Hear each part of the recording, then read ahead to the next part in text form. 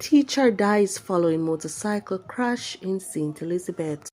Woman shot and killed, man injured in Whitfield town. Boy who longed for love drowns at Kingston waterfront.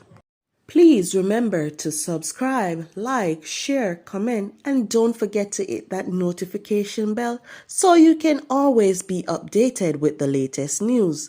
Now for the news in details. A 27-year-old motorist who was injured in a crash on the Prospect Main Road in St. Elizabeth on January 8 has died.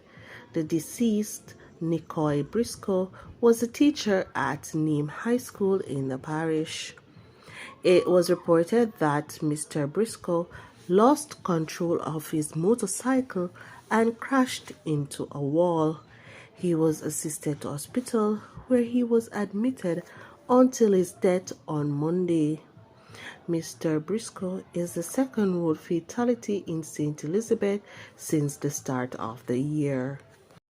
Men traveling in a motor car shot and killed a woman along Ashley Road in Whitfield Town, Kingston 13, on Wednesday evening.